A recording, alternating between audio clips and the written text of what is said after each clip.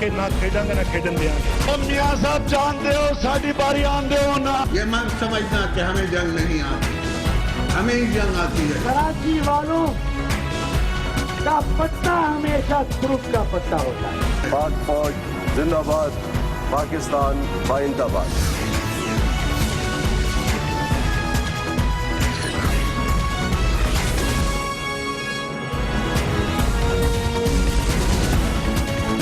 آپ دیکھ رہے ہیں خبروں, تبصروں اور تجزیات پر مبنی پاکستان کا سب سے معتبر نیوز شو دنیا, کامران خان کے ساتھ.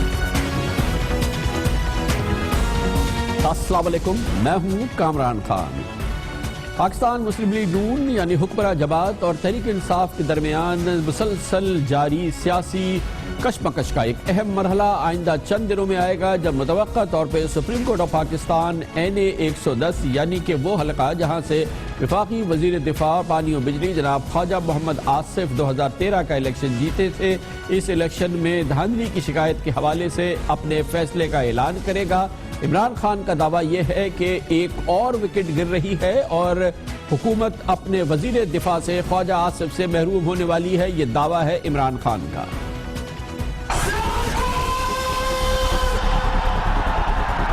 آپ نے مجھے پچھلے 22 سال سے قومی اسمبلی کا ممبر ابھی چوتھی وکٹ گرنے والی ہے. 30,000 جعلی ووٹ نکلی ہے. رنگ بازی ٹھیک ہے, میں بھی کرتا ہوں, سیاسی لوگ کرتے ہیں رنگ بازی. وہ جو رنگ باز سیالکوٹ میں رکھا ہوا ہے بزدل, تھوڑی سی ایتھکس ہونی چاہیے, کوئی حیا بھی ہوتی ہے. اور انشاءاللہ یہ چوتھی وکٹ گرنے والی ہے. ناظرہ نے سپریم کورٹ پاکستان کے حکم پر ہماری اطلاعات کے مطابق سیالکوٹ میں وزیر دفاع خواجہ محمد آصف کے حلقے NA 110 کے بارے میں اپنی ابتدائی رپورٹ جمع کرا دی ہے. سپریم کورٹ آف پاکستان میں ہمیں 100% نہیں پتا ہے کہ اس میں کیا کہا گیا ہے, لیکن وہ ذرائع جنہوں نے یہ رپورٹ دیکھی ہے یا ان کا دعویٰ ہے کہ انہوں نے دیکھی ہے, اس میں کہا گیا ہے کہ اسی حلقے کے 29 پولنگ سٹیشنز کے انتخابی ساز و سامان غائب ہے. گویا کہ ایک بڑی تعداد کے پولنگ سٹیشنز کے ساز و سامان کی کوئی اطلاع نہیں ہے.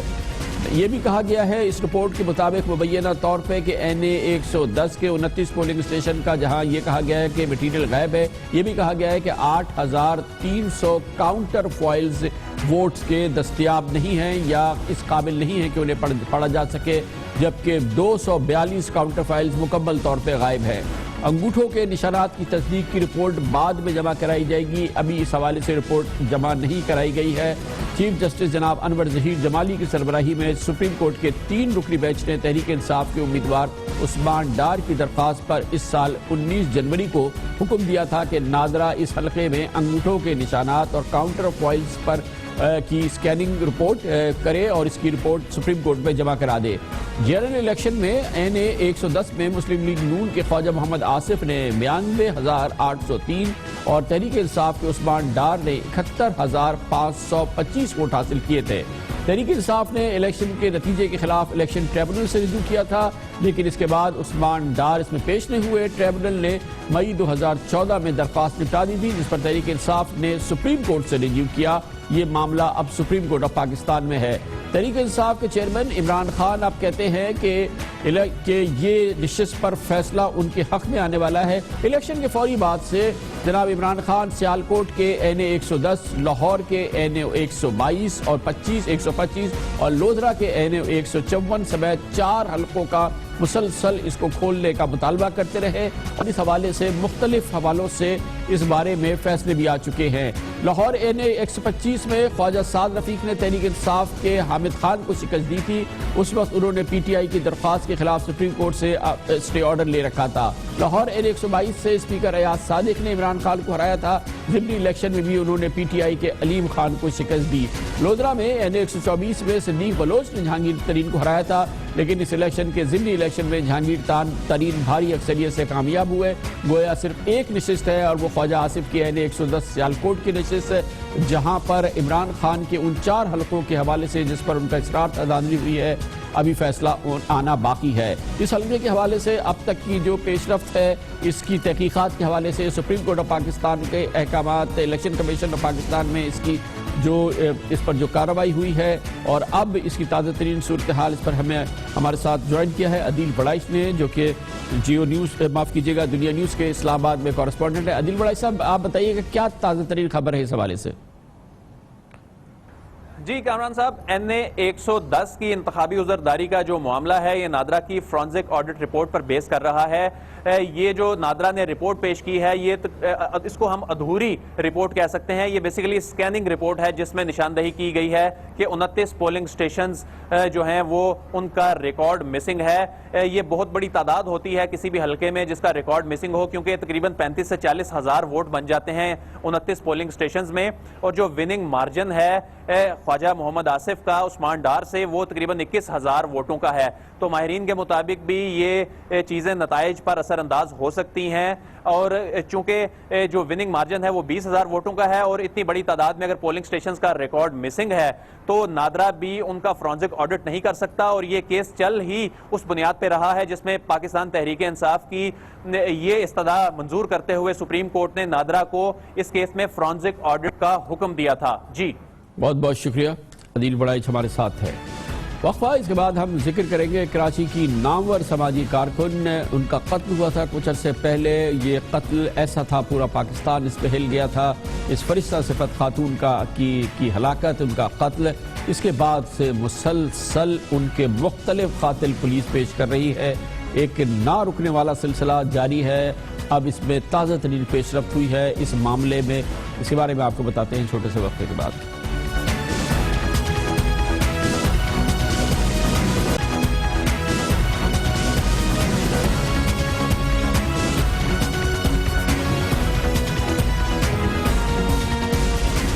تقریباً 3 سال قبل 13 مارچ 2013 کو پاکستان کی نامور اور انتھک محنت کرنے والی سماجی کارکن پروین رحمان کو کراچی کے علاقے اورنگی ٹاؤن میں ہلاک کر دیا گیا تھا۔ اس لرزہ خیز قتل نے پورے ملک کو ہلا کر رکھ دیا تھا۔ وہ خاتون جنہوں نے اپنی زندگی غریب بستیوں میں پانی اور نکاسی آب جیسے موضوعات کے لیے وقف کی تھی، اور جنہوں نے کراچی میں قبضہ مافیا کے خلاف تحریک چلائی تھی، ان کے قاتلوں کو پکڑنے کے حوالے سے پولیس گزشتہ 3 سال سے بھانت بھانت کے قاتل پکڑ رہی ہے اور انہیں عوام کے سامنے لا رہی ہے۔ پولیس جس طرح سے یہاں پہ اہم کیسز کی تحقیقات کرتی ہے اور جس طرح سے ان کے بارے میں اطلاعات آتی ہے، یہ اسی کا ایک سلسلہ لگتا ہے۔ پروین رحمان کے قتل کے حوالے سے کبھی دعویٰ کیا گیا کہ MQM کے عسکری ونگ نے پروین رحمان کو قتل کر دیا۔ کبھی کہا گیا کہ القاعدہ بر صغیر کے دہشت گردوں کو پروین رحمان کے قاتلوں کی حیثیت سے پہچان لیا گیا ہے۔ کبھی یہ اطلاع دی گئی کہ سانحہ صفورہ کے ملزمان ہی نے پروین رحمان کو قتل کیا گیا، اور اس سلسلے میں بھی بھرپور دعوے کیے گئے۔ ایسا بھی ہوا، ایک بار یہ کہا گیا کہ کٹی پہاڑی کے گینگسٹر محفوظ اللہ بھالو کو اس کے قتل کے بعد اطلاع ملی تھی کہ دراصل اس نے پروین رحمان کو قتل کیا تھا۔ یہ سلسلہ افسوس صد افسوس جاری رہا اور لگتا ہے کہ آج بھی رکا نہیں ہے، اور اس سلسلے میں پچھلے 24 گھنٹوں میں ایک اور پیش رفت ہوئی ہے۔ پولیس نے ایک اور ملزم رحیم سواتی کو پروین رحمان کے قاتل کی حیثیت سے پیش کیا ہے، اور اس کے ساتھ ہی اس کا ایک ویڈیو بیان جو ظاہر ہے کہ حراست میں لیا گیا ہے، تحویل میں لیا گیا ہے، وہ جاری کر دیا ہے میڈیا کو، اور اس نے یہ دعویٰ کرتے ہوئے اسے دکھایا گیا ہے کہ دراصل جوڈو کراٹے کے کلب کے لیے جگہ نہ دینے پر دیگر ملزمان کے ساتھ بقول رحیم سواتی کے اس نے پروین رحمان کو قتل کیا، اور اس کے ساتھ ہی رحیم سواتی نے اپنے اعترافی بیان میں کالعدم تحریک طالبان پاکستان کا اس پہ تڑکا بھی لگا دیا۔ میڈم کو بولا کہ بھائی ایسا ہے کہ یہاں پہ اگر شام کو مقصد ہے کہ کراٹے اگر کھیلا جائے تو ایک تفریح کی تفریح ہو جائے گی اور آپ کی جگہ کو بھی کوئی نقصان نہیں ہوگا۔ تو انہوں نے بولا ٹھیک ہے میں جواب دوں گا۔ پھر انہوں نے 3 دن کے بعد ایک لڑکا بھیجا، وحید نام ہے اس کا، تو کہہ رہا ہے کہ یار میڈم کہہ رہا ہے کہ ہم دے نہیں سکتے۔ انہوں نے ایاز میرے پاس آیا، بولا یار انہوں نے وہ جگہ دی نہیں تھی، تو ابھی اس کا تو کچھ کرنا ہے، وہ بدلہ اس سے لینا ہے، چکانا ہے۔ تو میں نے کہا کیسے چکاؤ گے؟ بولا میرے پاس ایک آدمی ہے، میں اس سے ملا دوں گا اور اس سے بات کر لیں گے، وہ اس کو مطلب ختم کر لیں گے۔ اسی رحیم سواتی نے یہ بھی کمال کیا ہے کہ اس نے یہ بھی دعویٰ کیا ہے کہ وہ ایک جانب عوامی نیشنل پارٹی کا سابق کونسلر ہے، اس سے قبل وہ MQM کے لیے کام کرتا تھا، جبکہ پروین رحمان کے قتل کا حکم اسے کالعدم تحریک طالبان کے مقامی کمانڈرز نے دیا ہے۔ یہ سب کچھ دعوے پولیس کہتی ہے کہ رحیم سواتی کر چکا ہے، مگر پروین رحمان کے اصل قاتل کون ہیں؟ ان قاتلوں کے پیچھے اصل قاتل کون ہے؟ کیا کبھی ہم پروین رحمان کے اصل قاتلوں کو پہچان پائیں گے؟ اس قوم کی بیٹی جس نے اپنی زندگی کو غریبوں کے لیے وقف کر دیا تھا، ان کے مسائل کو حل کرنے کے لیے وقف کر دیا تھا، اس پر بات کرتے ہیں اور اس کے لیے ہمارے ساتھ موجود ہیں ممتاز ایڈوکیٹ قانون دان جناب فیصل صدیقی، جو اس کیس کو بہت قریب سے جانچ بھی رہے ہیں۔ بہت شکریہ فیصل صدیقی صاحب۔ مسلسل دعوے سامنے آ رہے ہیں پروین رحمان کے قتل کے حوالے سے، جب سے ان کا یہ قتل ہوا ہے، شہادت ہوئی ہے اس کے بعد سے، اور یہ تازہ ترین دعویٰ، آپ کے خیال میں جو اب تک قاتل پیش کیے گئے ہیں ان میں سے کون سا قاتل قریب از قتل لگتا ہے پروین رحمان کے معاملے میں؟ جی شکریہ کامران صاحب۔ دیکھیں بنیادی طور پہ پولیس نے 2 دعوے کیے ہیں۔ پہلا دعویٰ جو ہے وہ تھا immediately after the murder 14 March 2013 کو، کہ انہوں نے انکاؤنٹر میں ایک شخص کو مارا ہے جس کا نام ہے قاری بلال، جس سے ایک پسٹل ملی ہے جس کی بلسٹکس میچ کرتی ہیں اس بلٹ سے جو پروین رحمان کو ماری گئی تھی۔ اس کے حوالے سے ایک جوڈیشل انکوائری ہوئی، اور جوڈیشل انکوائری میں یہ سامنے آیا کہ نہ صرف قاری بلال کا انکاؤنٹر فیک تھا بلکہ اس کا پروین کے مرڈر سے کوئی تعلق نہیں تھا۔ 3 سال تک یہ کیس ہم سپریم کورٹ میں پرسو کرتے رہے اور اس میں کوئی پروگریس نہیں ہوئی، اور اس کی بنیادی وجہ یہ تھی کہ جو انویسٹیگیشن آفیسرز اس کو پرسو کر رہے تھے وہ ہمیں ان کانفیڈنس یہ بتاتے تھے کہ ہماری انویسٹیگیشن میں بہت انٹرفیرنس ہے، even at the then I G level. یہ جو شخص ہے جو انہوں نے پکڑا ہے رحیم سواتی، یہ ایک اکیوزڈ آئیڈینٹیفائی ہوا تھا اور میری نظر میں اس کی انوالومنٹ ہے، اور شاید یہ امیجیٹ کاز ہے مرڈر کا۔ جو 2 سوالوں کے جواب پولیس والوں کو ابھی دینے ہیں وہ ہے نمبر 1 کہ اس کیس کو کیوں ڈیلیبریٹلی ڈیلے کیا گیا اور اس میں اتنی انٹرفیرنس کیوں تھی even at the then I G level, اس کو سبورٹ کیوں کیا گیا۔ جو دوسرے سوال کا جواب دینا ہے وہ یہ ہے کہ جو موٹیو بتائے گئے ہیں رحیم سواتی نے کیوں یہ مرڈر کیا وہ بلیویبل نہیں ہے۔ تو ہمارا یہ خیال ہے کہ اس میں لارجر کنسپیریسی انوالوڈ ہے اور اس کو انرتھ کرنا چاہیے، لیکن فیصل صاحب رحیم سواتی کی اس بیچ میں کئی بار یہ بھی دعویٰ سامنے آئے نا، خاص طور پہ سانحہ صفورہ کے ملزمان کی گرفتاری کے حوالے سے، کہ اس میں کچھ ملزمان تھے جو کہ شاید اس قتل کے بارے میں معلومات رکھتے تھے یا وہ ملوث تھے۔ دیکھیے ان دی انویسٹیگیشن رپورٹس یہ دعویٰ نہیں آیا، وہ اخباروں میں آیا ہوگا، لیکن یہ بہت عرصے سے یہ رحیم سواتی آئیڈینٹیفائڈ تھا۔ کامران صاحب مسٹری یہ تھی کہ ایک شخص جو 2 سال سے آئیڈینٹیفائڈ ہے وہ اریسٹ کیوں نہیں ہو رہا تھا، اور پولیس والے کوئی ایکسپلینیشن نہیں دے پا رہے تھے۔ لیکن مجھے لگتا ہے جو چینج آیا وہ چینج آیا ہے with the change of the I G A D Khawaja صاحب کے بعد، اس کے بعد یہ انٹرفیرنس ختم ہو گئی اس کیس کی انویسٹیگیشن میں، اور میری نظر میں کریڈٹ جانا چاہیے کہ جو اس میں 2 مین آفیسرز انوالوڈ ہیں، ایس ایس پی افسر Mahesar, S S P west اور S P Akhtar Farooq, at least ایک جو اکیوزڈ آئیڈینٹیفائی ہوا تھا وہ ریسٹ ہو گیا، لیکن وہ کیا لارجر کنسپیریسی۔ بہت بہت شکریہ فیصل صدیقی صاحب۔ کہتے ہیں کہ بڑی جو سازش ہے وہ ابھی تک نہیں ملی، مگر فیصل صدیقی صاحب کے بقول رحیم سواتی بہرحال ایک ایسا شخص ہے جو اس قتل میں ملوث ہے، اس لحاظ سے یہ ایک بڑی اور خوشگوار خبر بھی ہو سکتی ہے۔ خبر سے بریک اور اس کے بعد ذکر کریں گے آزاد کشمیر کا باغ، جہاں پر آج زبردست خطابت کا مظاہرہ کیا ہے محترم بلاول بھٹو زرداری نے اپنی پھپھو فریال تالپور کے ساتھ۔ یہ ایک بڑا شو آف آریٹری تھی، خطابت کا زبردست نمونہ تھا، کیسے یہ آپ کو دکھاتے ہیں چھوٹے سے وقفے کے بعد۔ شیروں کا شکاری، شیروں کا شکاری، شیروں کا شکاری، شیروں کا شکاری، شیروں کا شکاری، شیروں کا شکاری، شیروں کا شکاری،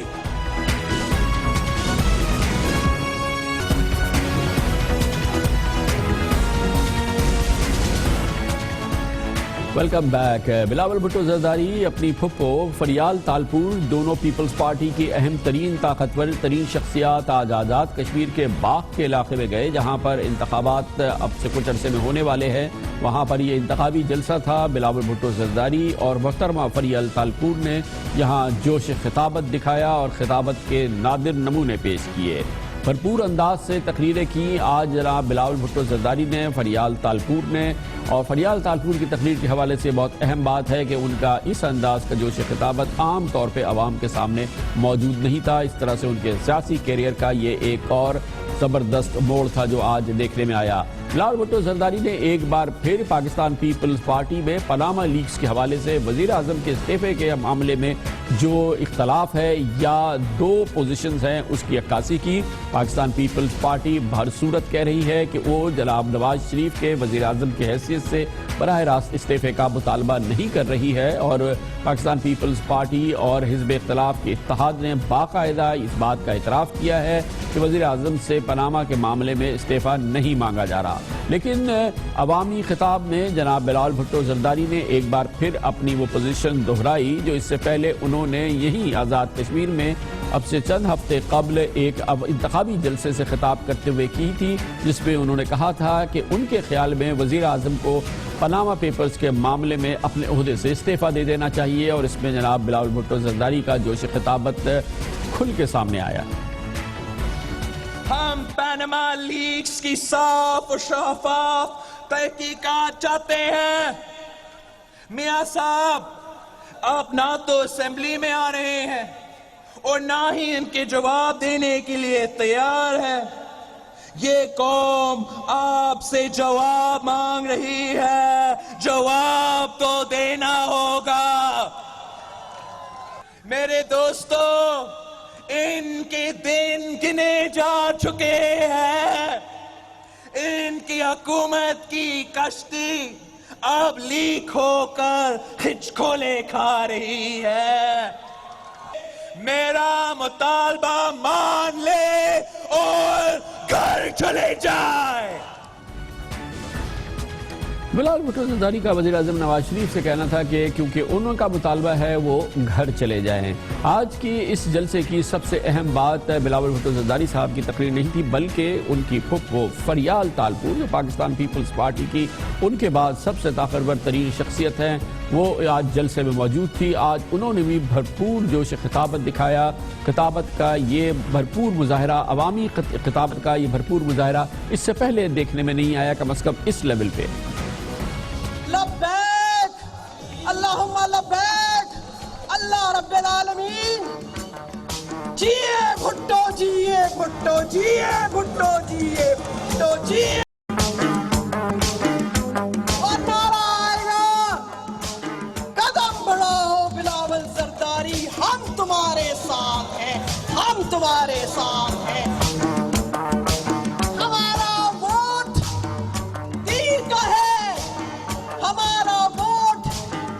شہید کا ہے, ہمارا ووٹ بلاول بھٹو زرداری کا ہے, اور ہمارا ووٹ ہمارا ایمان ہے جو نہیں بک سکتا. پیپلز پارٹی کا جیالا پیپلز پارٹی کے ساتھ مضبوط کھڑا, کل بھی تھا, آج بھی رہے گا, کل بھی رہے گا.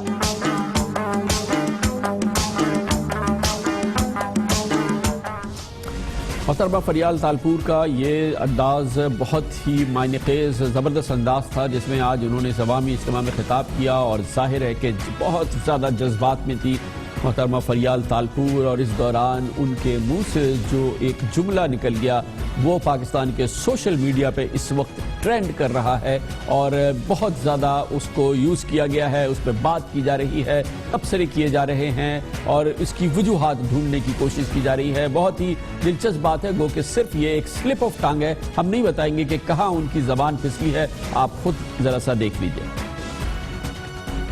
میرا ایمان کہتا ہے کہ بھٹو شہید ہمارے ساتھ ہے. آج اس جلسے میں بی بی شہید ہمارے ساتھ ہے اور اس کا لخت جگر بلاول بھٹو شہید ہمارے ساتھ ہے. شہید شہید شہید ہمارے ساتھ ہے. स्लिप ऑफ टंग हुआ। जाहिर है कि मोहतरम बिलावल भुट्टो को फरियाल तालपुर बिलावल भुट्टो शहीद कह गई अपनी इस गुफ्तगू के दौरान, इस तकरीर के दौरान। वक्त हो गया है वक्फे का। इस दौरान आप न्यूज़ हेडलाइन देखेंगे, जिसके बाद हमारी आज की अहम तरीन खबरें।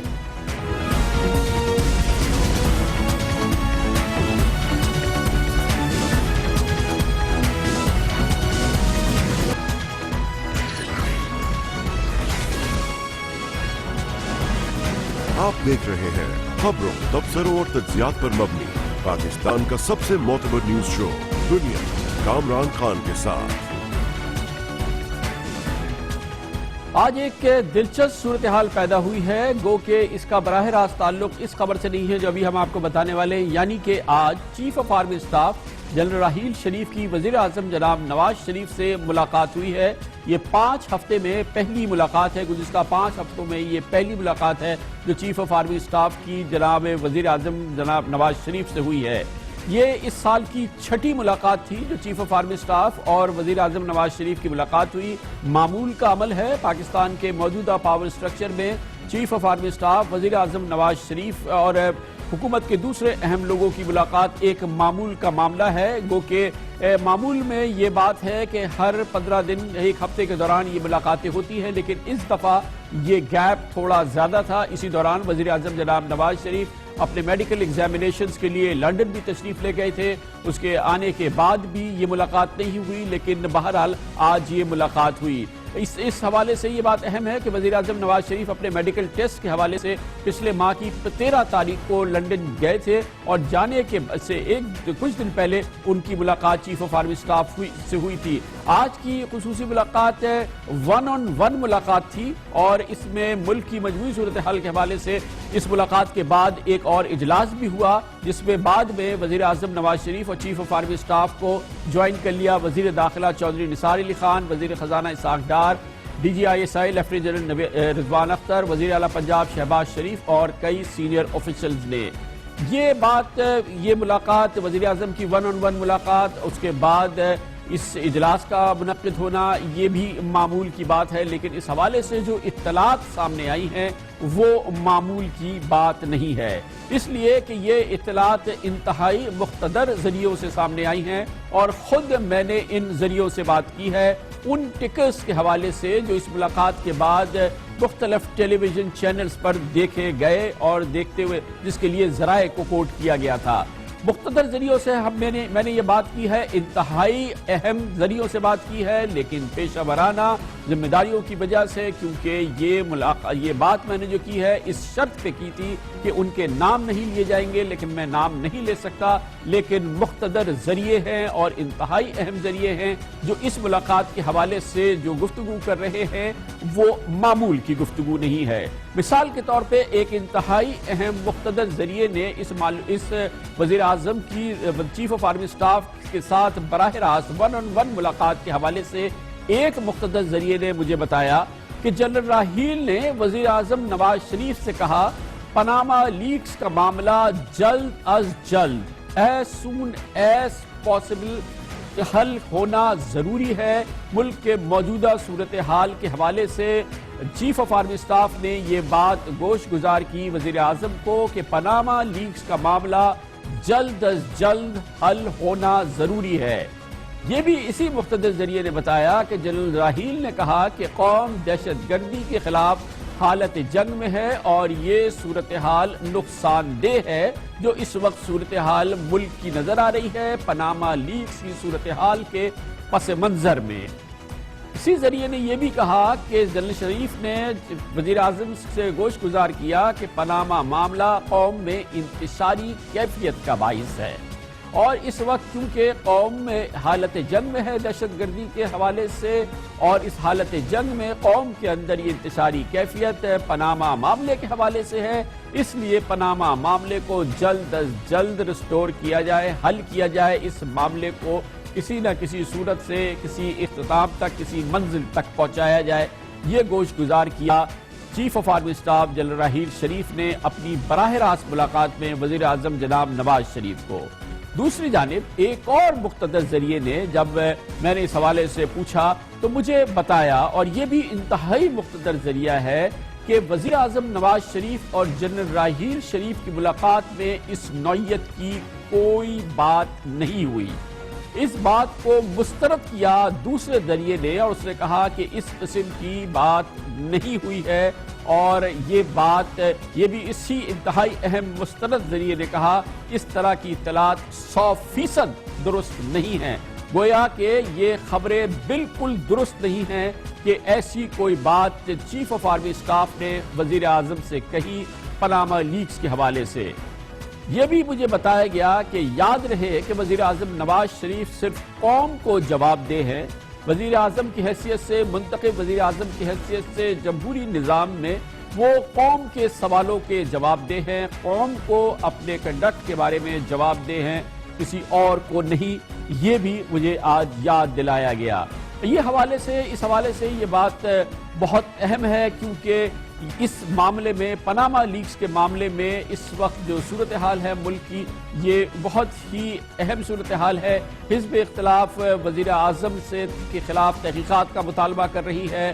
اس حوالے سے وزیر اعظم نے خط چیف جسٹس آف پاکستان کو لکھا ہوا ہے، ایک تحریک کی بات ہو رہی ہے اور ایک دباؤ کی بات ہو رہی ہے جو اس وقت نظر آ رہی ہے۔ اس پورے دباؤ کی صورتحال کے اندر چیف آف آرمی اسٹاف کا وزیر اعظم سے یہ گوش گزار کرنا کہ پاناما لیکس معاملے کو جلد از جلد حل کیا جائے، یقینی طور پہ ایک اہم ڈیولپمنٹ ہو سکتی ہے، لیکن دوسرا ذریعہ اس کو مسترد کر رہا ہے۔ پچھلے سال 10 نومبر کو کچھ اسی قسم کی صورتحال پیدا ہوئی تھی جب army chief general Raheel Sharif کی سربراہی میں کور کمانڈرز کانفرنس نے حکومت کی کارکردگی پر اپنے عدم اعتماد کا اظہار کرتے ہوئے گڈ گورننس نہ ہونے کا شکوہ کیا تھا اور کہا تھا کہ نیشنل ایکشن پلان پر عمل درآمد نہ ہونے سے آپریشن متاثر ہو سکتا ہے۔ کچھ ایسی ہی صورتحال جیسے آج میں ابھی ذکر کر رہا ہوں، لیکن اتنی شدت سے نہیں تھی، لیکن پیش ہوئی تھی اس کے اگلے دن یعنی 11 نومبر کو گزشتہ سال، جب وفاقی حکومت نے کور کمانڈرز کے اس بیان کے جواب میں اس کے ترجمان نے ایک بیان جاری کیا تھا جس میں نیشنل ایکشن پلان کے حوالے سے کہا گیا تھا نیشنل ایکشن پلان پر عمل درآمد مشترکہ ذمہ داری ہے، تمام ادارے آئین کی حدود میں اپنا کردار ادا کرے۔ نیشنل ایکشن پلان پر عمل درآمد کا سب سے زیادہ کریڈٹ عوام کو جاتا ہے۔ ملک کے موجودہ صورتحال کے حوالے سے جہاں پر کرپشن کے خلاف ایک تحریک بیدار ہو گئی ہے، پاکستان کے عوام میں بھی، سیاسی قیادت میں بھی اور مختلف اداروں میں بھی، اس پوری صورتحال میں پاناما لیکس کا سامنے آنا اور 3 اپریل کو پاناما لیکس کے سامنے آنے کے فوراً بعد army chief general Raheel Sharif نے 21 اپریل کو پاک فوج کے حاضر سروس 2 لیفٹیننٹ جنرل ایک lieutenant general, 1 major general, 3 brigadiers اور 1 کرنل کو کرپشن ثابت ہونے پہ ملازمت سے برخاست کر دیا تھا، جس کے بعد یہ ماحول جنم لیا تھا کہ جب فوج جیسا مقتدر ادارہ کرپشن کے خلاف اتنی بڑی کارروائی کر سکتا ہے، دوسرے اداروں کو بھی اس قسم کی کارروائی کرنی چاہیے۔ اور کرپشن کے حوالے سے جو ماحول بنا تھا اور اس پہ جو دباؤ وزیر اعظم کے خاندان کے حوالے سے سامنے آیا تھا، اس حوالے سے حزب اختلاف کے مطالبات کسی سے چھپے ہوئے نہیں ہیں۔ یہی پوری صورتحال ہے جس میں army chief general Raheel Sharif اور وزیر اعظم جناب نواز شریف کی آج کی ملاقات کے بعد یہ بہت ہی ضروری سمجھا گیا، کیونکہ ٹیلی ویژن پہ ٹکرز آنے لگے کہ چیف آف آرمی اسٹاف نے کہا ہے کہ پاناما لیکس کے معاملے کا فوری طور پہ حل کیا جائے، جلد از جلد مسئلے کو حل کو ڈھونڈا جائے، اور چیف آف آرمی اسٹاف نے یہ بات وزیر اعظم سے کہی ہے۔ اس صورتحال کو شاید ڈائلیوٹ کرنے کے لیے، تحلیل کرنے کے لیے ایک فوٹیج جاری کی گئی اس ملاقات کے حوالے سے، جو کہ غیر معمولی فوٹیج تھی، انتہائی غیر معمولی فوٹیج تھی۔ یہ وہ فوٹیج تھی کہ جب اس قسم کی ملاقات شروع ہوتی ہے، اس میں زوما آپس میں جب ابتدائی چند خوشگوار جملے ٹرانسفر کرتے ہیں وہ جاری ہو گئے، اور اس میں واضح طور پہ لگ رہا تھا کہ وزیر اعظم کی صحت کے حوالے سے گفتگو ہو رہی ہے۔ وزیر اعظم چیف آف آرمی اسٹاف کو بتا رہے ہیں کہ ان کے ٹیسٹ ہوئے ہیں، اطمینان بخش ہوئے ہیں، 4 ہفتے بعد ان ٹیسٹ کے بعد اب انہیں دوبارہ ڈاکٹرز ایگزامن کریں گے۔ اس پر چیف آف آرمی اسٹاف بھی اپنا تبصرہ کر رہے ہیں۔ گفتگو بہت آسانی سے سنی نہیں جا سکتی، لیکن کیونکہ غیر معمولی فوٹیج جاری کیا گیا اس گفتگو کے ساتھ، وہ ہم آپ کو سناتے ہیں، آپ کوشش کیجئے سمجھنے کی۔ ویسے آلریڈی مجھے ڈیٹ دے دی 1.5 ویک مجھے ویسے آلریڈی مجھے ڈیٹ دے دی ہوں یا کچھ دیر کے بعد چلا، ویسے آلریڈی مجھے ڈیٹ دے دی 1.5 ویک مجھے वज़ीर आज़म कह रहे थे कि उन्होंने ऑलरेडी मुझे एक डेट दे दी है जिस पे मुझे वहाँ जाना है, जिस पे चीफ ऑफ आर्मी स्टाफ कह रहे थे कि you have to reach there before that date. ये चीफ ऑफ आर्मी स्टाफ ने कहा जो कि आप सुन सकते हैं, लेकिन ये फुटेज बहुत गैर मामूली है जो जारी की गई। पनामा पेपर्स के हवाले से इस वक्त सूरत हाल बहुत ही दिलचस्प है।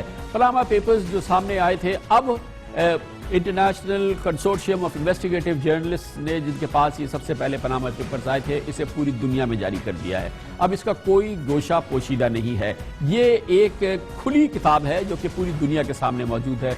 जो शख्स चाहे इस पनामा पेपर्स में क्या मौजूद है वो बआसानी ढूंढ सकता है। आपको पाकिस्तान के बारे में मालूमात चाहिए, पाकिस्तान के किसी शख्स के बारे में मालूमात चाहिए, उसका नाम है, उसका नाम नहीं है, ये ढूंढना है, ये आप खुद देख कर सकते हैं, अपने एक आम कंप्यूटर के जरिए कर सकते हैं। हम आपको समझाते हैं। इसके लिए 7 आपको कदम उठाने पड़ेंगे और इन 7 कदम के जरिए, तो इन 7 स्टेप्स के जरिए आप बासानी ढूंढ सकते हैं पनामा पेपर्स को, उसको सर्च कर सकते हैं। इसके लिए आपको सबसे पहले जाना होगा वेबसाइट पे panamapapers ICIG.org।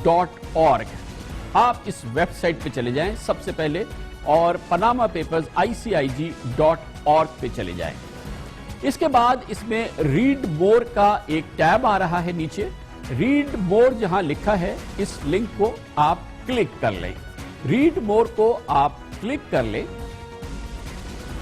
इसके बाद आपको सामने नजर आएगा, इसमें लिखा हुआ है सर्चेबल डेटाबेस।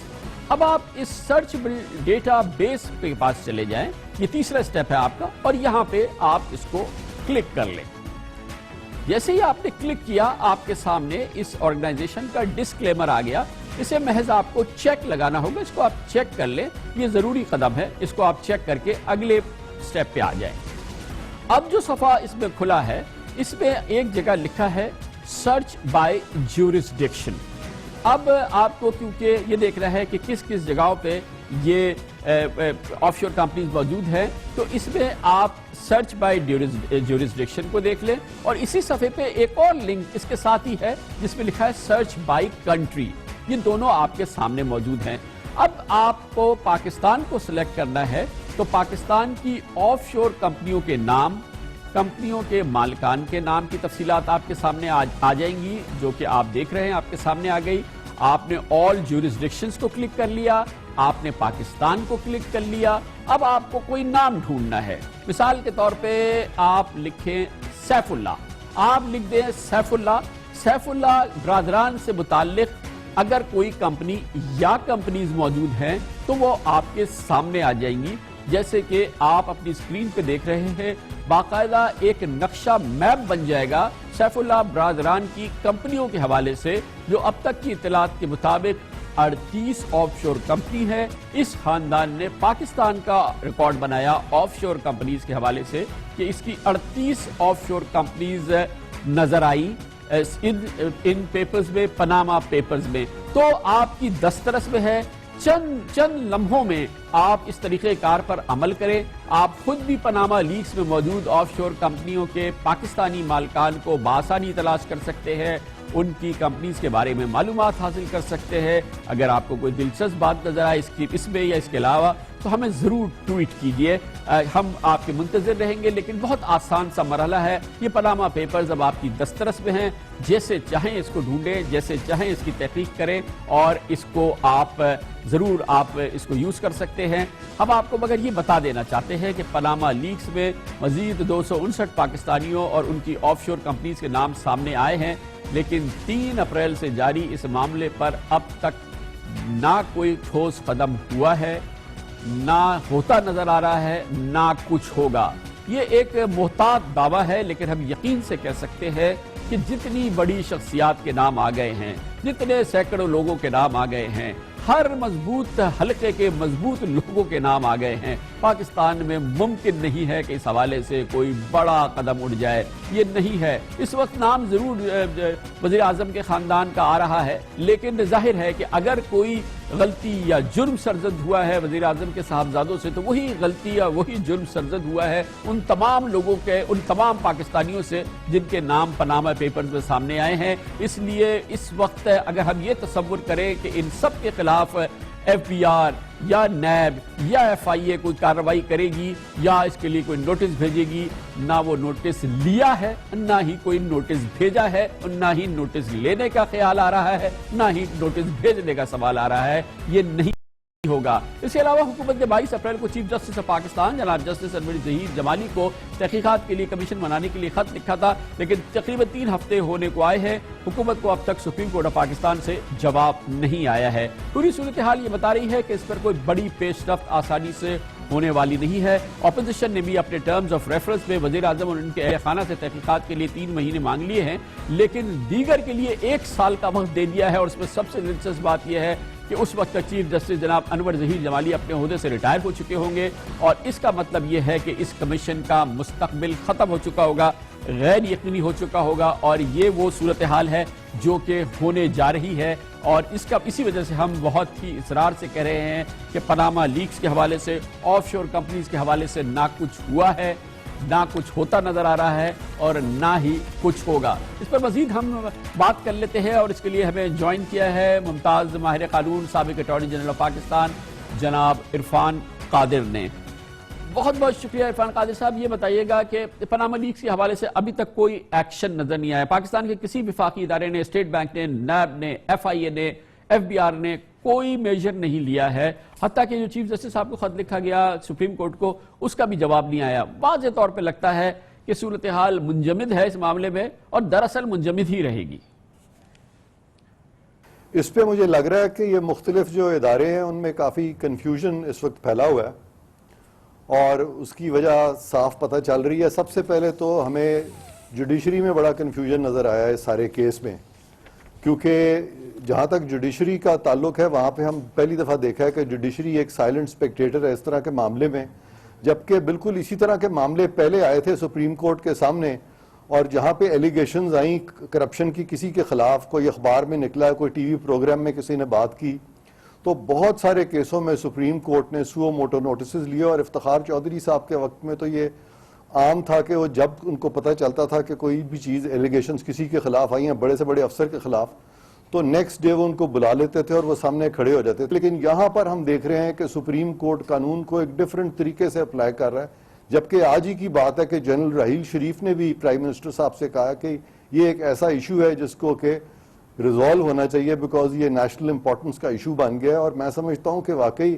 اس کو کسی منطقی انجام تک پہنچنا چاہیے. سر منطقی انجام تک پہنچنا چاہیے, مگر کہیں ہوتا نظر نہیں آ رہا ہے. واضح طور پہ لگتا ہے, تجربہ بتاتا ہے, ہسٹری بتاتی ہے, پاکستان کی حالات بتاتے ہیں, آج کی صورتحال بتاتی ہے کہ یہ ابھی ہے بات تھی, مگر یہ دراصل اس نے قصہ پانی نہ بن جانا ہے.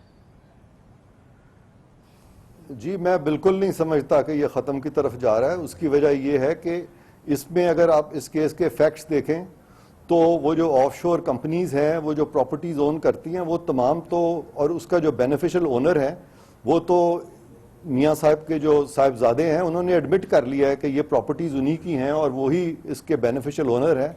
تو وہ جو فیکٹس بیسیکلی جو پاناما لیک سے جو اسپیل آؤٹ ہوئے ہیں وہ فیکٹس تو ایڈمٹڈ فیکٹس ہیں. اب دیکھنا یہ ہے کہ جب آپ اون کر لیتے ہیں کہ سرٹن پراپرٹیز جو آپ کی ہیں, تو کیا وہ پراپرٹیز جو ہیں وہ کمنشریٹ ہیں آپ کی انکم کے ساتھ یا اس سے ڈسپروپورشنیٹ ہیں؟ اگر ڈسپروپورشنیٹ ہیں تو پھر اس صورت میں سیکشن 9 جو ہے نیشنل اکاؤنٹیبلٹی آرڈیننس کا, اس میں کوئی ابہام نہیں ہے. وہ بڑے کلیئرلی کہتا ہے کہ اس طرح سے اگر کوئی شخص اپنی پراپرٹیز اگر ہوں تو اس کو اسٹیبلش کرنا پڑے گا کہ وہ پراپرٹیز ڈسپروپورشنیٹ نہیں ہے, اور اس کا اونرس, اس کو ثابت کرنا اس کا کام ہوگا جو وہ مانے گا کہ پراپرٹیز اس کی ہیں.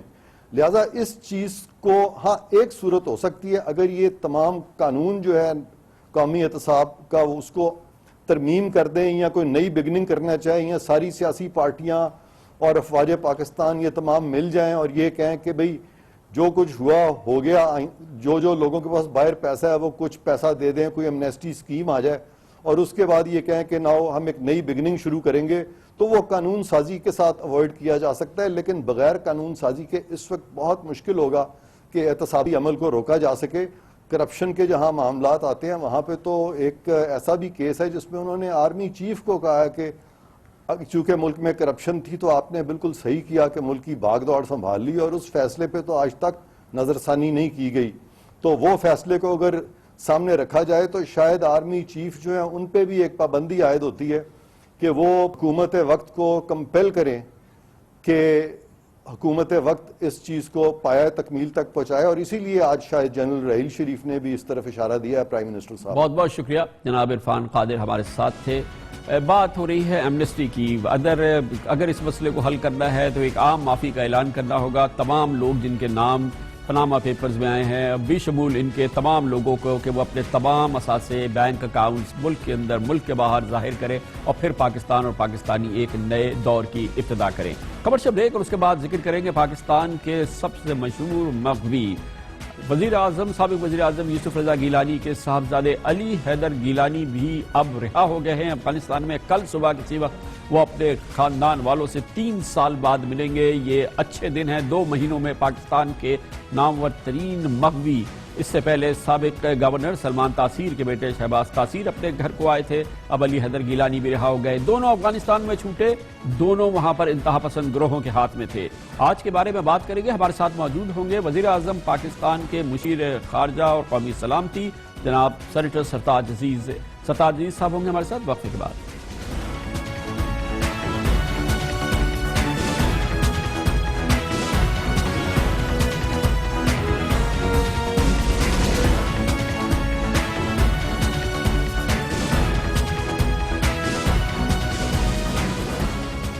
سابق وزیر اعظم پاکستان جناب سید یوسف رضا گیلانی اور ان کے پورے خاندان کے لیے آج اپنی زندگی کا سب سے خوشگوار، سب سے زیادہ خوشیوں والا دن ہے۔ آج ان کے بیٹے علی حیدر گیلانی 3 سال بعد افغانستان میں بازیاب کرا لیے گئے، اور آج صبح انہیں اس کی باقاعدہ اطلاع دی گئی۔ سید یوسف رضا گیلانی کو، علی حیدر گیلانی کو 11 مئی 2013 کے الیکشنز کے دنوں میں 2 دن پہلے ملتان میں انتخابی مہم کے دوران تمام لوگوں کے سامنے اغوا کر لیا گیا تھا۔ وہ پنجاب اسمبلی کے حلقے PP 200 سے پیپلز پارٹی کے امیدوار تھے۔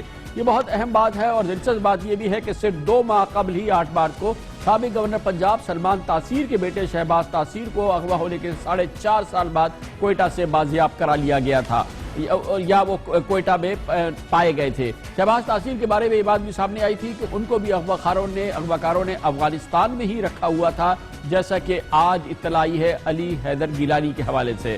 ظاہر ہے سابق وزیر اعظم یوسف رضا گیلانی اور ان کے خاندان کے لیے آج ایک بہت اہم دن ہے، بہت ہی خوشیوں کا دن ہے، جسے نہ صرف وہ سیلیبریٹ کر رہے ہیں بلکہ ملتان جو ان کا آبائی شہر ہے، جہاں پر انہوں نے ساری زندگی سیاست کی ہے، یقینی طور پر ملتان والے بھی بہت خوش ہیں آج علی حیدر گیلانی کی بازیابی اور صحت یابی کے حوالے سے۔ 3 پسٹل تھے، ایک کے پاس کلاشنکوف تھی، انہوں نے فائر شروع کر دی، گاڑی میں ڈال کے لگے۔ یہ نہیں دیتے سیکورٹی ہمیں ساتھ اپنے گن مین نہیں رکھنے دیے۔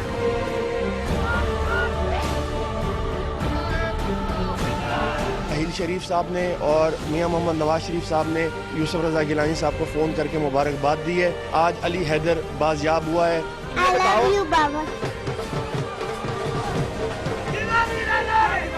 یہ ان لوگوں کی دعاؤں کا صلہ ہے جو آج علی حیدر گیلانی باخیریت بازیاب ہو گئے ہیں۔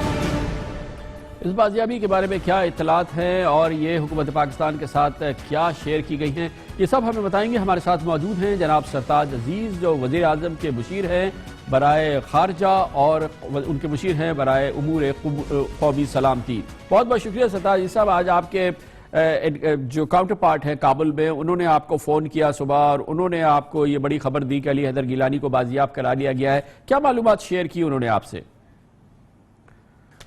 قریباً 11 بجے انہوں نے اطلاع دی کہ ایک جوائنٹ آپریشن ہوا تھا نیٹو فورسز کا اور افغان فورسز کا غزنی کے قریب، تو اس میں جب انہوں نے انکاؤنٹر میں کچھ لوگ مارے بھی گئے تو انہوں نے دیکھا وہاں ایک ہوسٹیج ہے، تو بعد میں پتہ چلا کہ انہوں نے اپنا نام بتایا، تو جب کنفرم ہو گیا تو انہوں نے مجھے فون کیا کہ بڑی اچھی خبر ہے اور یہ ہم نے ریکور کر لیا ہے اور باقی اب آپ بتائیں کہ انتظامات کیا ہوں گے۔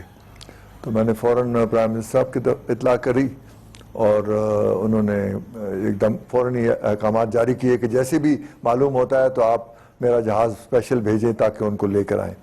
پھر میں نے گیلانی صاحب سے رابطہ کیا کہ مبارکباد بھی دی ان کو اور پوچھا کہ ان کو اسلام آباد لائیں یا لاہور لائیں، تو انہوں نے کہا بہتر ہے کہ لاہور لائیں کیونکہ ان کی والدہ لاہور میں اور وہ بے چین ہے ان کو دیکھنے کے لیے، تو ہم نے اس کا انتظام کر دیا۔ پھر اس کے بعد معلوم ہوا کہ انہیں بگرام ایئرپورٹ لے گئے ہیں، ایئر بیس لے گئے ہیں میڈیکل ایگزامینیشن کے لیے. تو وہ میرا خیال ہے کہ ابھی تک اطلاع ہے کہ وہ تسلی بخش ہے، خدا نخواستہ کوئی مسئلہ نہیں ہے ایسی، اور وہ سفر کے بالکل قابل ہیں. تو ابھی ہمیں کنفرم یہ کیا ہے کل صبح وہ ہمارے ایمبیسڈر کو ہینڈ اوور کریں گے. تو جیسی اطلاع آئے گی کہ ہینڈ اوور ہو گئے ہیں تو ہم یہاں سے جہاز روانہ کر دیں گے اور ان کو پھر لاہور لے آئیں گے. اچھا سردار صاحب، اور کیا آپ کو بتایا گیا؟ یہ جوائنٹ آپریشن ہے یو ایس اور افغان فورسز نے کیا، یہ تو آپ نے بتایا، لیکن اور کیا کہ یہ کن کے پاس تھے؟ افغان طالبان کے پاس تھے، کسی اور گروپ کے پاس تھے، اور کس طرح سے ان کی ریکوری ہوئی؟ ان کے جو ہاسٹیج ٹیکرز تھے وہ کون تھے؟ کڈنیپرز کون تھے؟ ابھی افغان اتھارٹیز نے کوئی ڈیٹیل شیئر نہیں کی کہ کس قسم کا گروپ تھا جن کے خلاف یہ کارروائی ہوئی، اور کیا افیلیٹڈ گروپ تھا اور کون سا تھا. تو ابھی صرف ان کی میڈیا میں کچھ اسپیکولیشن ہے، لیکن میرا خیال ہے 1-2 دن میں تفصیلات آ جائیں گی کہ یہ کس گروپ میں. فی الحال یہی ہے کہ پکتیکا اور غزنی کے درمیان جو علاقہ ہے اس میں یہ آپریشن ہوا تھا، کیونکہ وہ وقتاً فوقتاً جہاں انہیں رپورٹ ملتی ہے آپریشن کرتے رہتے ہیں، تو اس میں یہ اتفاق سے وہ آپریشن کامیاب ہوا اور اس میں یہ بازیاب ہوا. سردار صاحب، ویسے اس سے پہلے، اس کال سے پہلے حکومت پاکستان کی دفتر خارجہ کی کیا اطلاعات تھی علی حیدر گیلانی کے بارے میں؟ لاسٹ انفارمیشن ہمارے پاس علی حیدر گیلانی کے پاس کیا تھی حکومت پاکستان کے پاس؟ بات یہ نہیں، یہ خدا کا شکر ہے بہت ہی 3 سال ہو گئے. 9 مئی 3 سال پہلے یہ اغوا ہوئے تھے، اور یہ بڑی صعوبتوں کے سال ہوں گے 3. تو یہ خدا کا شکر ہے کہ اس میں کامیابی حاصل ہوئی. لیکن جس طرح آپ نے دیکھا کہ شہباز تاثیر صاحب بھی افغانستان سے آئے تھے، تو ظاہر ہے کوئی ایسے گروپ ہیں جو اغوا کرنے کے بعد ان کو دوسرے گروپوں میں ٹرانسفر ہو جاتے ہیں، اور پھر الٹیمیٹلی افغانستان میں ان کو پناہ ملتی ہے کسی نہ کسی گروپ کے تحت. تو یہ خدا کا شکر ہے کہ یہ دونوں ہمارے جو بہت اہم وہ تھے ایک طرح کے مغوی، اور دونوں کو خدا نے کامیابی عطا کی اور وہ دوبارہ اپنی فیملی میں آ کے مل رہے ہیں. بہت بہت شکریہ جناب سرتاج عزیز، ہمارے ساتھ تھے. مگر ہوا کیا معاملہ ہے؟ پچھلے 2 مہینوں کے دوران یہ سالوں سے اغوا کیے ہوئے شہباز تاثیر، رحیم اللہ یوسفزئی برآمد ہو، معاف کیجیے گا، جناب علی حیدر گیلانی برآمد ہو گئے. لیکن یہ سب اس کے پیچھے ہوا کیا ہے؟ کیا یہ واقعات ایک دوسرے سے جڑے ہوئے؟ یہ ہم پوچھیں گے. ہمارے ساتھ موجود ہیں جناب رحیم اللہ یوسفزئی، پاکستان کے نامور صحافی اور کالم نویس، پشاور سے ہمارے ساتھ موجود ہے. یوسفزئی صاحب، یہ بڑی دلچسپ بات ہے کہ پچھلے 2 مہینوں کے دوران یہ سالوں سے اغوا کیے ہوئے شہباز تاثیر اور جناب علی حیدر گیلانی اب برآمد ہو گئے ہیں. دونوں افغانستان سے برآمد ہوئے ہیں، دونوں پیپلز پارٹی کی اہم ترین شخصیات کے صاحبزادے تھے. گو کہ ایک پیریڈ میں تو نہیں، لیکن لگ بھگ ایک زمانے میں ہی وہ اغوا کیے گئے. دونوں باحفاظت صحت مند برآمد ہوئے ہیں. اس میں اور آپ کو کیا مماثلت لگتی ہے؟ کیا ان کی رہائی میں بھی کہیں ایک دوسرے سے کوئی لنک موجود ہے؟ اور کیا مماثلت ہے ان چیزوں کے علاوہ جو میں نے بیان کی ہیں؟ میں سمجھتا ہوں کہ کوئی ان میں مماثلت نہیں ہے، کوئی اس میں رابطہ نہیں ہے. یہ دونوں مختلف واقعات ہیں. اور آپ نے جس طرح ذکر کیا، شہباز تاثیر تقریباً 54 مہینے وہ غائب رہے، اور وہ جو اغوا کار تھے ان کی تحویل میں رہے، اور وہ ان کو مختلف علاقوں میں منتقل کرتے رہے. جہاں پہ خطرہ تھا تو وہاں سے نکال کے کہیں اور محفوظ ٹھکانے پہنچا دیا گیا تھا. یہی حال علی حیدر گیلانی کا تھا. وہ 3 سال آپ کو پتہ ہے کہ اغوا کاروں کی تحویل میں رہے، اور 2 مختلف گروپوں نے ان کو اغوا کیا تھا. شہباز تاثیر کو تو جس طرح آپ پہلے بھی کہہ چکے ہیں، ہم بھی کہہ چکے ہیں، یہ ازبک ملیٹنٹ جو ہیں، اسلامک موومنٹ آف ازبکستان، انہوں نے اغوا کیا تھا. ان کی تحویل میں تھے، اور انہی سے یہ برآمد ہوئے افغانستان کے صوبے زابل میں. اب زابل جو ہے یہ غزنی کے قریب ہے، اور پھر غزنی سے جڑا ہوا پکتیکا کا صوبہ ہے. اصل میں ان کو برآمد کیا گیا ہے پکتیکا کے صوبے میں گیان نامی ضلع میں. تو جو صبح افغان حکومت اور افغان سفیر پاکستان میں کہہ رہے تھے کہ یہ غزنی سے بازیاب ہوئے ہیں، ایسا نہیں ہے، یہ پکتیکا میں واقع ہوا. اور میرے خیال میں یہ اتفاق تھا کہ جہاں پہ یہ کارروائی ہوئی، افغانستان کے کمانڈو جو ہیں یہ ان کی ایک نئی ایلیٹ فورس بنی ہے، اور یہ امریکی بھی وہاں پہ اسپیشل فورسز ہیں. تو آج کل یہ مل کر کارروائیاں کرتے ہیں. یہ رات کو اس طرح کی کارروائیاں کرتے ہیں، نائٹ ٹائم ریڈ کرتے ہیں. 2 دن پہلے بھی انہوں نے ایک مشترکہ کارروائی ہلمند کے صوبے میں کی تھی، اور وہاں پہ طالبان کی ایک جیل تھی، اس کے اوپر حملہ کیا اور 60 قیدیوں کو رہائی دلوائی. تو یہ اس طرح کی ایک کارروائی تھی. میرے خیال میں ان کو اطلاع تھی کہ یہ کوئی مشتبہ جگہ ہے، یہاں پہ ملیٹنٹس ہیں، کارروائی ہوئی اور وہاں پہ ان کو اتفاقاً رحیم اللہ صاحب سب سے اہم بات یہ ہے کہ برآمدگی تو ان کی ہوئی پکتیکا میں، یا یہ کہ جو شہباز تاثیر کی ہوئی وہ بھی غزنی کے شاید علاقے میں ہوئی تھی، لیکن ان کو اغوا ملتان اور لاہور سے کیا گیا تھا. افغان طالبان کی تو اتنی گرفت نہیں تھی شاید کہ وہ ملتان آتے اور علی حیدر گیلانی کو اغوا کرتے اور سلمان تاثیر کے صاحبزادے شہباز تاثیر کو اغوا کرتے. وہ ایک بڑا نیٹ ورک کا حصہ لگتا ہے، یہ ایک مربوط کارروائی تھی کیا؟ جی بالکل. جب یہ ملتان میں اغوا ہوا تھا پاکستان کے انتخابات سے 2 دن قبل، تو اس وقت ہی ہمیں یہ اطلاع آ گئی تھی کہ یہ تحریک طالبان پاکستان کا ایک دڑا ہے جس کے کمانڈر شہریار مسعود ہیں. یہ انہوں نے کارروائی کی ہے اور یہ جو دڑا ہے یہ القاعدہ کے بڑے قریب ہے. القاعدہ میں کافی پاکستانی بھی شامل ہیں، کافی وزیرستانی بھی شامل تھے. تو یہ انہوں نے کارروائی کی تھی، اس لیے کہتے ہیں کہ یہ پاکستانی طالبان اور القاعدہ نے مل کر کی تھی. لیکن آپ نے پھر دیکھا، ہمیں جو معلومات ہوئیں، القاعدہ والوں نے ایک بڑا مطالبہ کیا تھا یہی اغواکاروں کے ذریعے. ان کا کہنا تھا کہ ہمارے 6 عرب ہیں جو پاکستان کی حکومت کی تحویل میں ہیں، ایک ہی خاندان کے لوگ ہیں، 2 مرد ہیں، 2 خواتین ہیں، 2 بچے ہیں، ان کو رہائی دی جائے. اور ایک جو طالبان کا دڑا تھا شہریار مسعود کا، انہوں نے پہلے 4 ارب روپے تاوان کا مطالبہ کیا، اس کو پھر انہوں نے 3 ارب روپے کر دیا. تو یہ 2 بڑے مطالبات کیے گئے، ان کے مطالبات کو نہیں مانا گیا. بات چیت بھی ہوئی قبائلی عمائدین کے ذریعے، افغان طالبان کے ذریعے، لیکن کوئی معاملات طے نہیں ہو سکے. اور جب فوجی کارروائی ہوئی پہلے ساؤتھ وزیرستان میں پھر نارتھ وزیرستان میں، تو ان کو اسی دڑے نے افغانستان منتقل کر دیا. یہ پکتیکا کا جو صوبہ ہے یہ شمالی وزیرستان سے ملا ہوا ہے، جڑا ہوا ہے. تو وہیں پہ ان کو رکھا، وہاں پہ ان کے ٹھکانے ہیں، پاکستانی طالبان موجود ہیں، القاعدہ کے بھی لوگ ہیں. تو میرے خیال میں یہ جو اتنا عرصہ ان کو رکھا گیا تو یہ محفوظ ٹھکانے تھے، اور اس لیے ان کو ابھی بڑی مشکل سے بازیاب کرایا گیا. بہت بہت شکریہ جناب رحیم اللہ یوسفزئی ہمارے ساتھ تھے. ایک اور مسئلہ اس وقت پناما لیگ کے حوالے سے یہ ہے، حزب اختلاف نے کہا ہے کہ وہ اب پارلیمنٹ میں واپس نہیں جائے گی جب تک وزیر اعظم جناب نواز شریف خود پارلیمنٹ میں نہ آئیں. پناما لیگز کے حوالے سے پارلیمنٹ کو اپنے کردار کے حوالے سے اعتماد میں نہ لیں. حزب اختلاف کا یہ مطالبہ سامنے آیا، اس کے ساتھ ہی وزیر اعظم کی جانب سے یہ اعلان کہ وہ جمعے کو پارلیمنٹ میں جائیں گے اور اس حوالے سے بات کریں گے. لیکن وزیر اعظم کی پارلیمنٹ میں، ان کے وزراء کی پارلیمنٹ میں عدم موجودگی ایک بہت بڑا مسئلہ ہے. اس پر بات کرتے ہیں چھوٹے سے وقفے میں.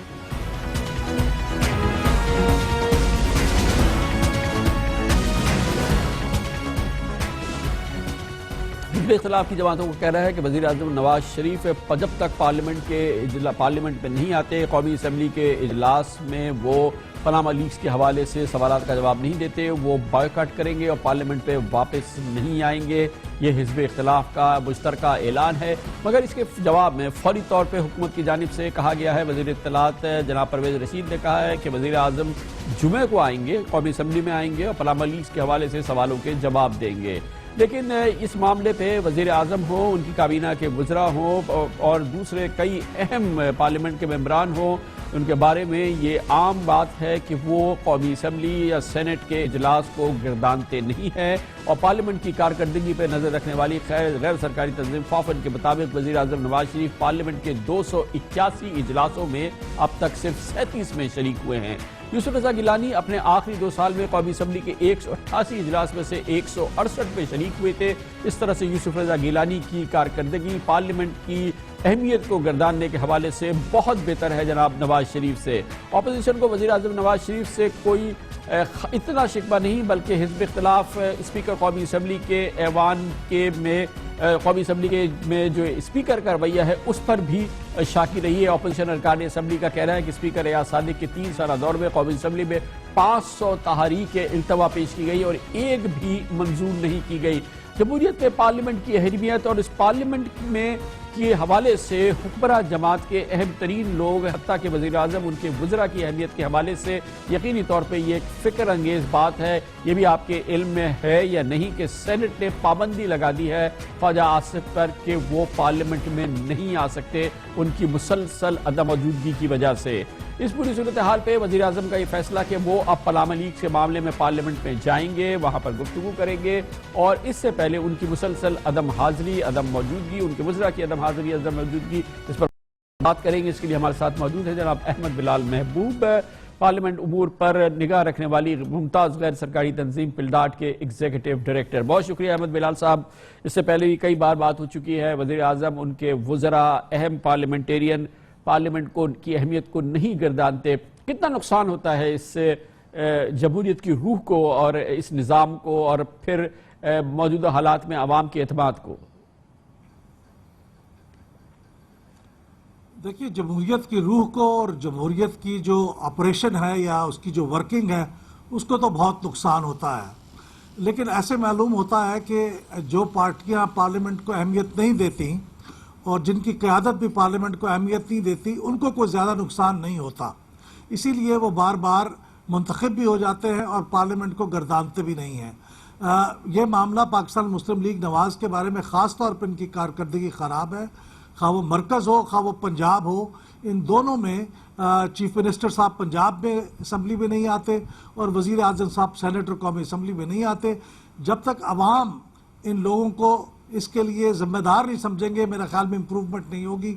لیکن جمہوریت کی روح بہرحال اس سے یقیناً ایڈورسلی متاثر ہوتی ہے. احمد بلال صاحب, اس سلسلے میں کوئی قانون نہیں ہے, کوئی نظام نہیں ہے جو کہ پابند کر سکے, یعنی کہ آزاد چھوڑا گیا ہے وزراء کو, وزیر اعظم کو, اہم ترین لوگوں کو کہ پارلیمنٹ میں وہ نہ آئیں, مسلسل نہ آئیں, مگر ان کے خلاف کوئی قانون اس حوالے سے کوئی ان کو پابند نہیں کرتا. اخلاقیات اور جو جمہوری روایات ہیں وہ تو شاید پابند نہیں کر رہی, تو اس کا مطلب یہ کہ یہ فری فار آل ہے. دیکھیے, جمہوریت میں جہاں کچھ قوانین اور ضابطے ہوتے ہیں, مثلا اسمبلی کے عام اراکین کے اوپر تو ایک حاضری کی پابندی ہے, ان کو مسلسل اگر کچھ اجلاسوں سے غیر حاضر رہے ہوں تو ان کی رکنیت معطل کی جا سکتی ہے, ان کی رکنیت ختم بھی کی جا سکتی ہے. لیکن وزراء اور وزیر اعظم کو اس معاملے میں کچھ رعایت دی گئی ہے.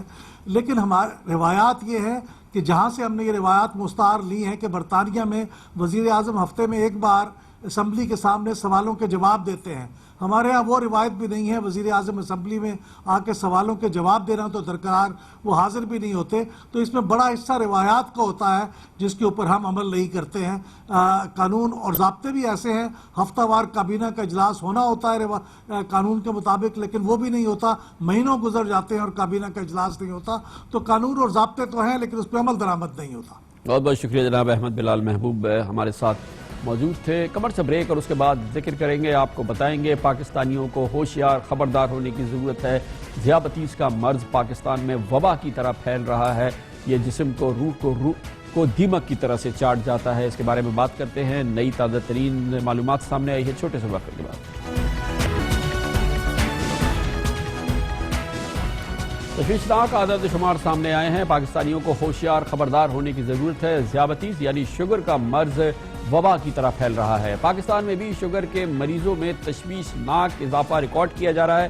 ورلڈ بینک نے 2010 میں اپنی رپورٹ میں خبردار کیا تھا کہ پاکستان میں موٹاپے اور ناقص خوراک کی وجہ سے ذیابطیس کا مرض وبا کی طرح پھیل رہا ہے. انٹرنیشنل ڈائبٹک فیڈریشن کے مطابق پچھلے سال پاکستان میں ذیابطیس کے مریضوں کی تعداد 70 لاکھ تھی. ہر گھنٹے میں 10 اموات ہو رہی ہیں جو کہ ذیابطیس ریلیٹڈ ہیں. پچھلے سال شوگر سے 86,000 افراد موت کی نیند میں جا چکے ہیں.